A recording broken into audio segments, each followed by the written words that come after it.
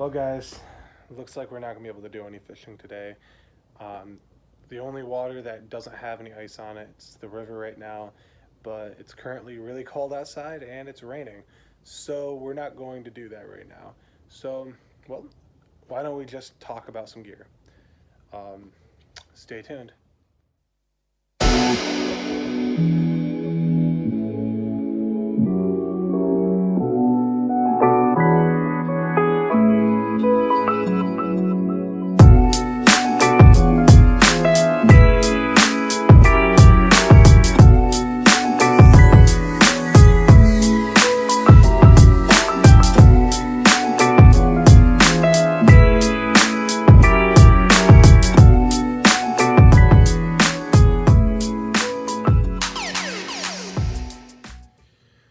Alright guys, so in this episode we're going to talk about two essential combos that you need when you're going out on the water.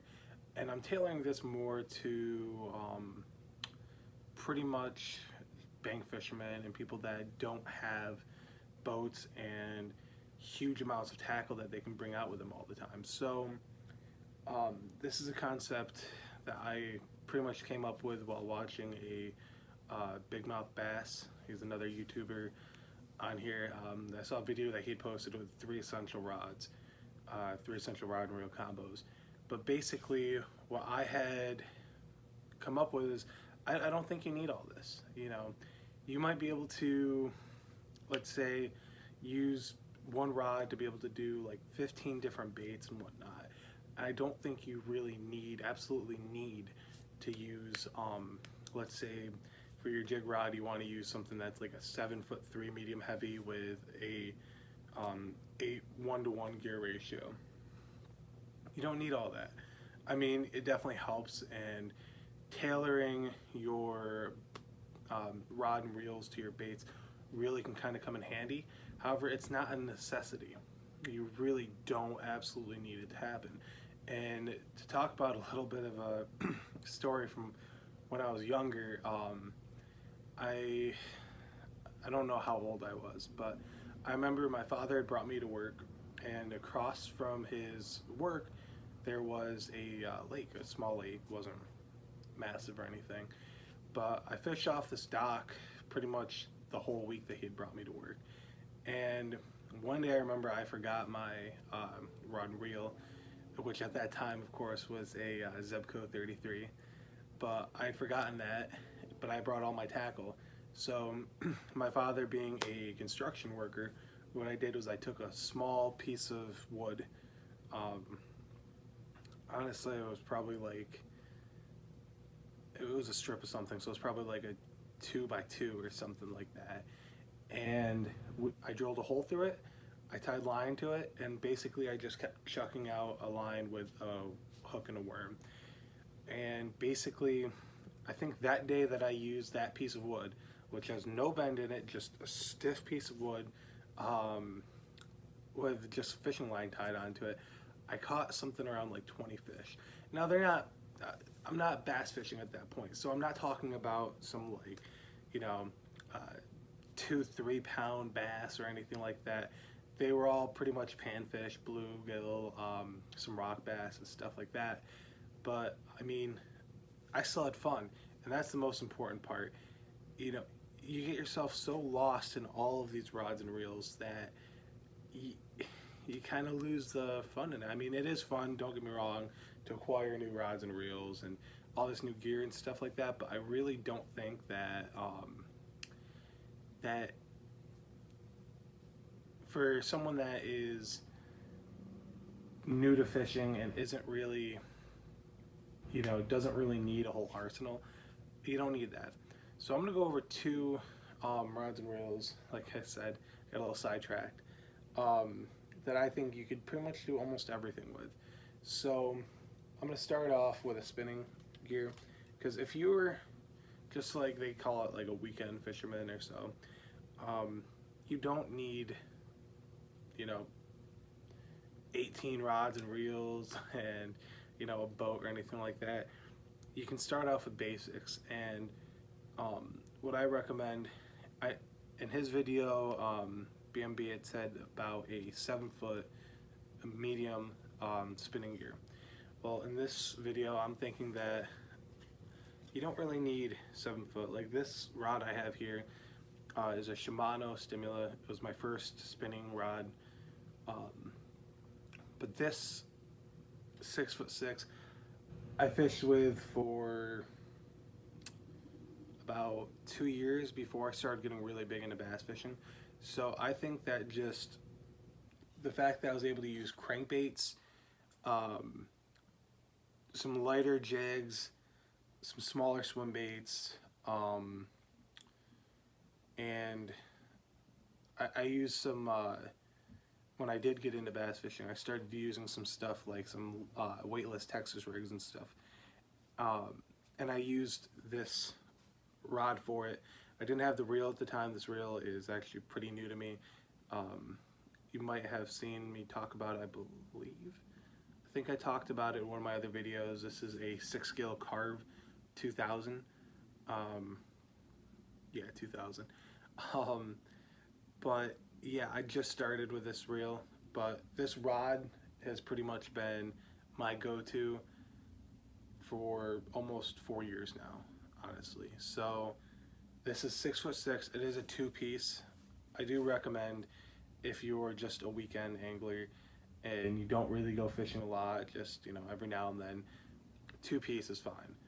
You know, I do prefer 1-piece rods, but this is when I was just getting started, and I bought this at Walmart, and Walmart doesn't really carry a lot of 1-piece rods, so this did it for me. I was able to, I've caught pretty decent amount of fish on there, and pretty good sized ones too. I mean, I brought this rod out catfishing too, and I don't recommend it because yeah, you need to go with like a bigger game style rod for that. But yeah, this rod here pulled in a couple of smaller channel cats. I pulled in a couple of like 2-pound bass with it, and it worked for me. I never had any issues with it. But now that I've gotten more into bass fishing and stuff, what I end up doing is I use this for like a lot of wacky rigs. I've got a small little jig head right now.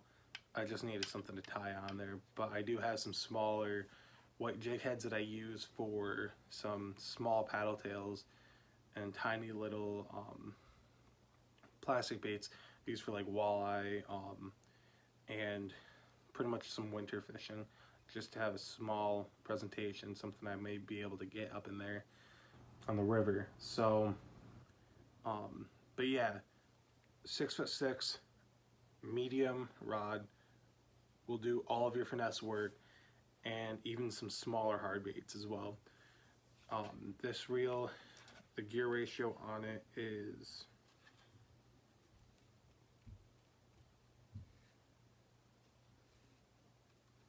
I can't find it.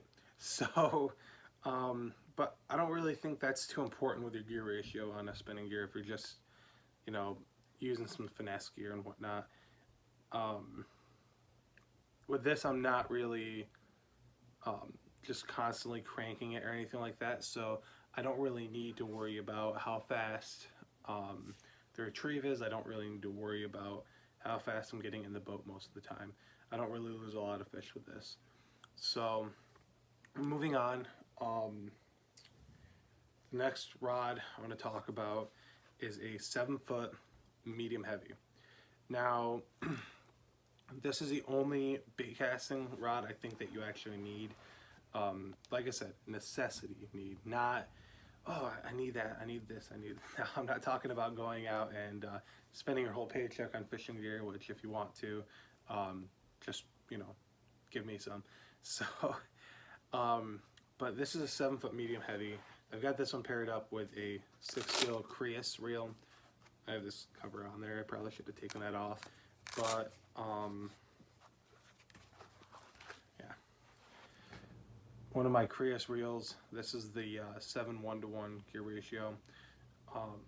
I use this, as you can see, for a lot of jigging, but I mean, you could do some crankbait fishing with a medium heavy. You won't have too much of a problem. You do have to slow your retrieve down a little bit most of the time if you're using a 7:1 gear ratio.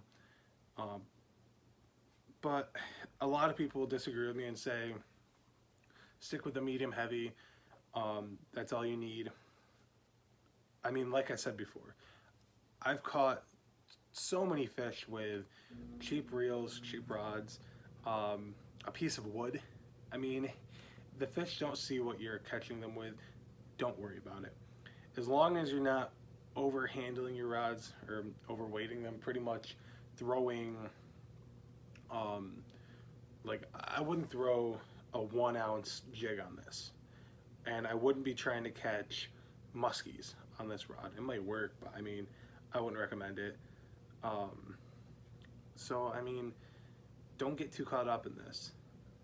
This one here, this is a 7-foot Achilles rod. Like I said, again with the Creus paired up to it. I mean, you could, like I said, you could use this for crankbaits, chatterbaits, spinnerbaits, small, not small, but decent sized swim baits, and you're not going to have too many problems. I mean, I can't think of one regular sized bass bait that you would really come across that you cannot throw on a 7-foot medium heavy. If you can find one, let me know. Comment down below if you think that there are, if I'm wrong and there's a lot more baits that you can use, or a lot more baits that you won't be able to use, sorry. And yeah, just let me know about that. But going into this gear a little bit more, although I love this rod and I love this reel, if you're just beginning into bass fishing and you don't have a lot of money, like right now, I went back to college, I don't have any money, I wouldn't be able to buy all of this stuff right now, to be 100% honest. So I will go over some alternatives. I'll pull them up after, show you guys some pictures of them. But I would recommend, well, I'll talk a little bit about them. I would recommend a Sixgill Cyclone. Is their, it used to be pretty much their lower bait casting reel from Sixgill. It's still really good. Don't get confused when someone says that they're lower or they're cheaper or whatnot. It is still a really good reel. I've heard a lot of good things about them. I haven't bought one yet, but now that Sixgill actually offers a payment plan for a lot of their stuff, while I'm in college, that'll work for me, and I think I probably will end up buying one. So that's a really good reel to use. They also just released a Deluge. I might be pronouncing it wrong, but they have a new reel that is their cheapest reel, and that one is like $50, I believe, $49.99. I want to say it's like a 6:3 to 1, 6:4 to 1 gear ratio. I could be wrong. I'll edit it on the video if I am, but you can pair that up with anything. But I would recommend spending a little bit more money and going with something like the Cyclone, because you can get it in a 7:1 to 1 gear ratio, which I'd recommend if you're just gonna try to cover everything, pretty much any type of bait. I'd recommend going with a 7:1 to 1, because you can actually slow down with the reel as opposed to trying to speed up and hurt your wrist or tire yourself out while you're trying to speed up, because you know you're throwing a jig and now you've got a 5:3 to 1 gear ratio reel, and you can't get your bait back to the boat, or if you're fishing on shore, back to land. So I'll recommend going with a 7:1 to 1. Like I said, the Cyclone would be your best bet, and the rod to pair it up with would be the Saga. It's $100, and I mean, a lot of people can kind of, you know, if you're just getting into fishing, a lot of people can kind of get a little thrown off by a $100 rod and like I believe it's like $89 or $90 for the Cyclone. So a lot of people can get kind of thrown off by that and say, well, I'm not spending $200 on a rig, like, you crazy? Well, if you're into bass fishing and you go through and buy all these rods and reels, you're going to know that's not that much money. So, I mean, for me right now, like I said, that is a lot of money.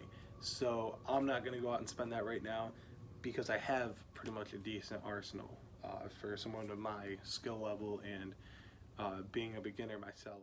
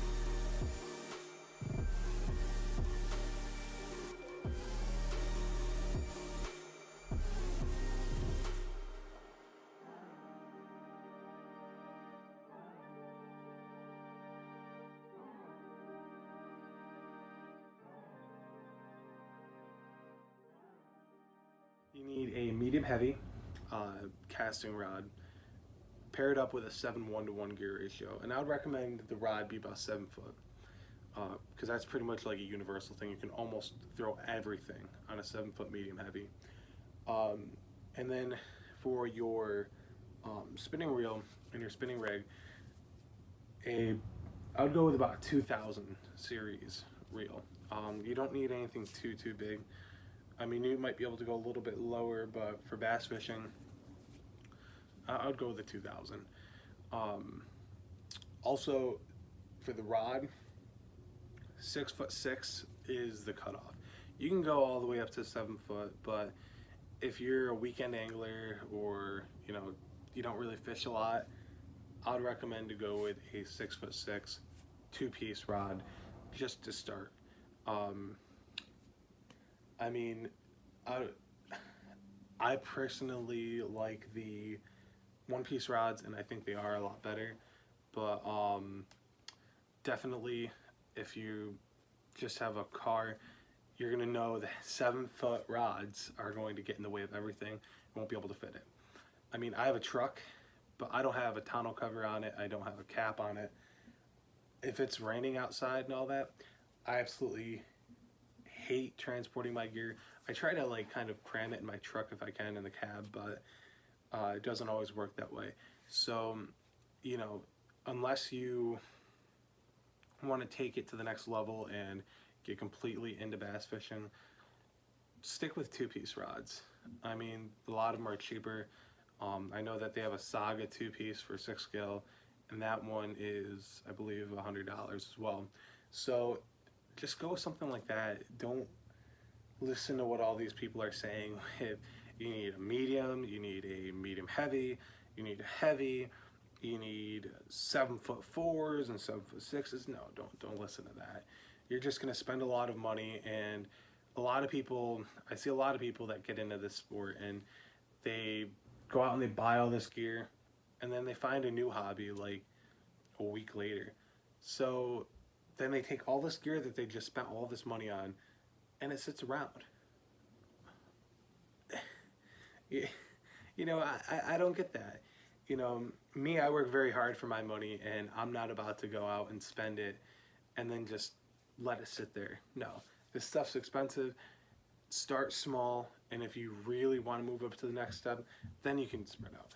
But don't think that just because you've got these other YouTubers out here, I'm not going to mention the names of them, but because they're sponsored and they've got almost 1 million subscribers and whatnot, they've got contracts with rod companies, and they're casting out on rods that are like $300.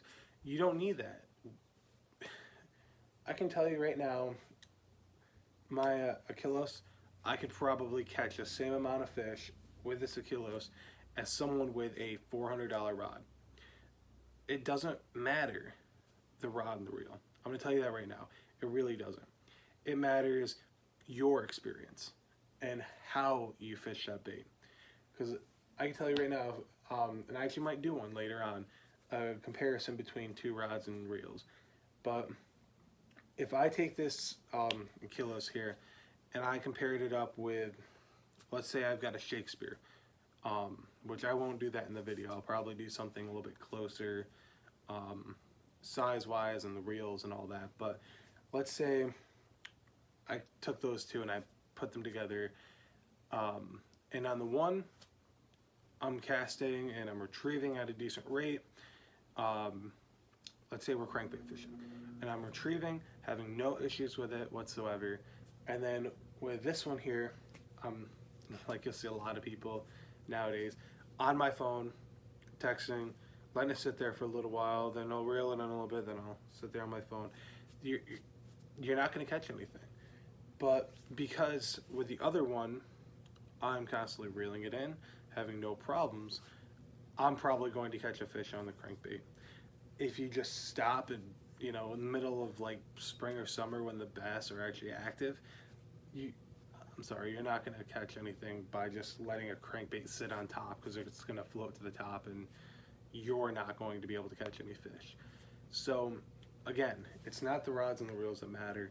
You know, just by having these two, I think that you can really kind of catch the wide variety of fish on different baits. Again, these are just for bass though. I wouldn't recommend to go out and catch cats or sturgeon or, you know, ocean fish on stuff like this, which I mean, maybe you can. I'm not an ocean fisherman. I've never fished for sturgeon, but I can tell you with cats, I like to have a little bit thicker of a rod. I think it helps out a lot. So, all right, I'm done jabbering on and, you know, taking up all your guys' time. So if you like this video, please go down below, like, comment, and subscribe. I definitely appreciate it. Also, please go out and check out my Instagram. It's going to be watermarked on your screen this entire time. Also, check out Sixgill. If you're trying to just get into fishing, like I said, stick with something like a Cyclone and a Saga, but they have a lot of new gear that's coming out, and they just actually have like a glass hybrid rod that just came out. So definitely look into that. Their website will be linked down below. So click on that and have a great day, guys.